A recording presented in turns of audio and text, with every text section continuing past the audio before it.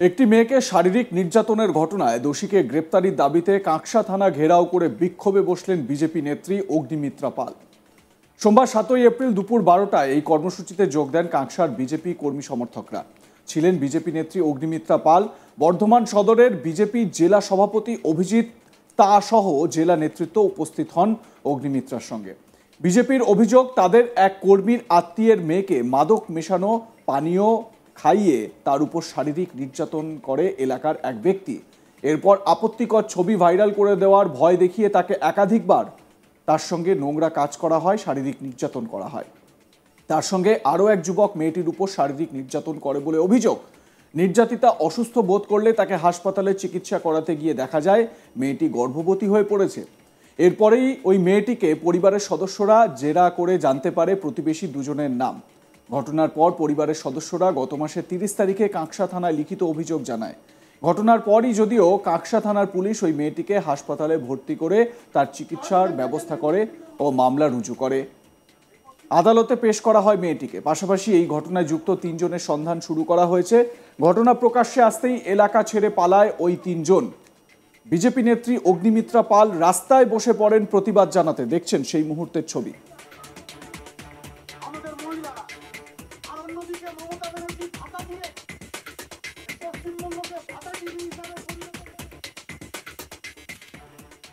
অগ্নিমিত্রা পাল কি বলছেন তার বক্তব্য কি শোনাই আপনাদের। ওনাকে আমরা বলেছি যে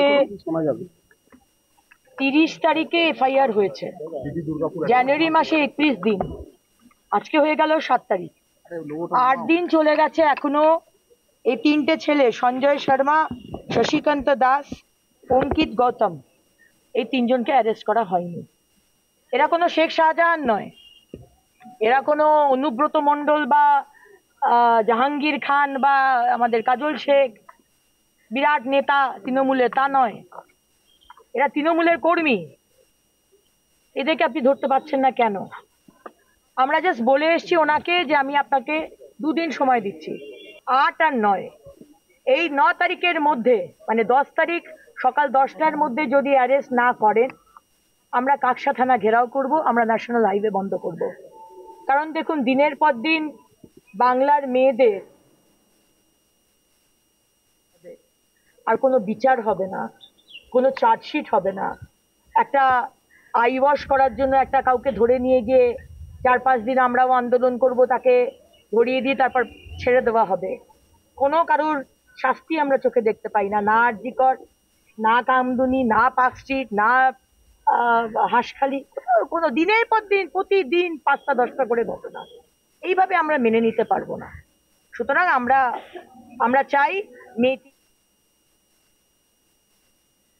যত স্ট্রিক্ট ভাবে চার্জশিট করে করা যায়, এই 3 জনকে অ্যারেস্ট করুন ও তারপর ইনভেস্টিগেট করুন। সদুত্তর পেলেন? উনি বলেছেন উনি চেষ্টা করছেন। আসানসোলের ঘটনায় আমরা দেখেছিলাম আপনি আন্দোলনে নামার পর অ্যারেস্ট হয়েছিল, এখানে কি আশা করছেন? অবশ্যই, কারণ আমার এই প্রসন্ন খাঁ বাবুর ওপর ওনার যে প্রিভিয়াস ট্র্যাক রেকর্ড, আমি যা শুনলাম, আমি তো তাকে পার্সোনালি চিনি না, বাট আমার কার্যকর্তাদের কাছে আমি যেটা শুনলাম যে ওনার ওপর ভরসা করা যায়। ভরসা করতে চাই, কিন্তু উনি যদি 10 তারিখ 10টার মধ্যে যদি না অ্যারেস্ট করেন, আমার কিছু করার থাকবে না আদার দ্যান ন্যাশনাল হাইওয়েকে অবরোধ করা। রাজ্যের 26,000 শিক্ষক শিক্ষিকা ও শিক্ষাকর্মীর চাকরি বাতিল হয়েছে সুপ্রিম কোর্টের রায়। অগ্নিমিত্রা পালের অভিযোগ, মুখ্যমন্ত্রী মিথ্যা কথা বলছেন।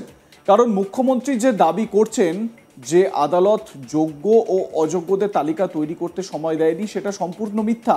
এসএসসি চেয়ারম্যান নিজেই বলে দিয়েছেন আমরা যোগ্য অযোগ্যদের তালিকা আলাদা করতে পারবো না।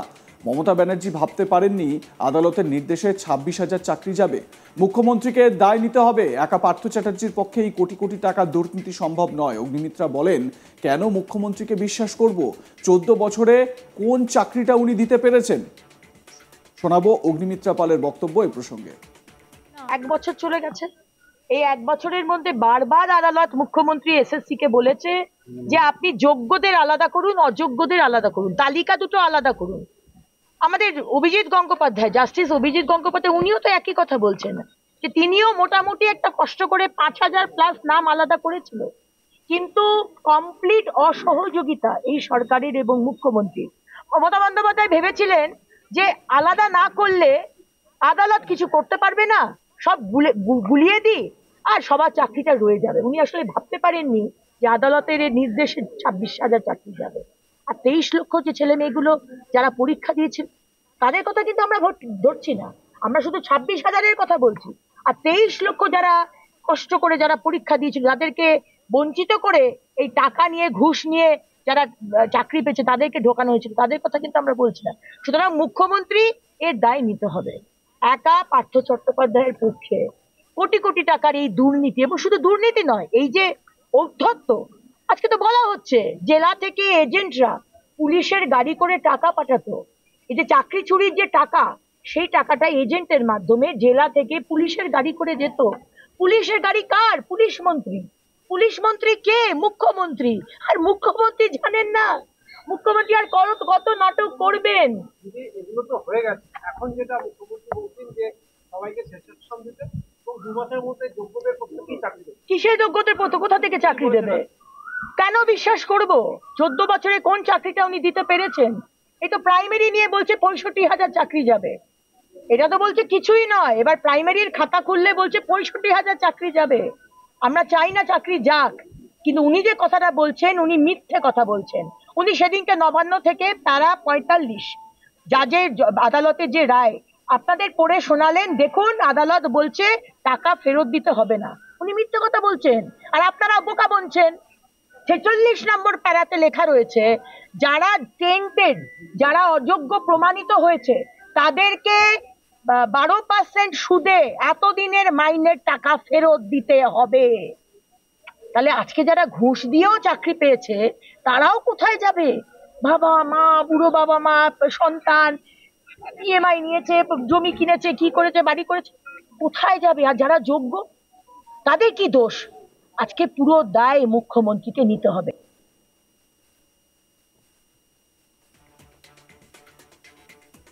অগ্নিমিত্রা পাল এদিন রাস্তায় বসে বিক্ষোভ প্রদর্শন করেন। একদিকে যখন বিজেপির শীর্ষ নেতারা, অন্য শীর্ষ নেতারা, শুভেন্দু অধিকারী তিনি বিধানসভার বাইরে বা বিধানসভায় প্রতিবাদ বিক্ষোভ জানাতে থাকেন। শুভেন্দু অধিকারীর গলায় মমতা চোর যে হোর্ডিং, সেই হোর্ডিং নিয়ে বা পোস্টার নিয়ে তারা বিক্ষোভ প্রদর্শন করতে থাকেন। অন্যদিকে অগ্নিমিত্রা পাল তিনি কাঁকসায় তিনি দলীয় কর্মীদের নিয়ে, স্থানীয় নেতৃত্বকে নিয়ে প্রতিবাদ দেখাতে থাকেন রাস্তায়।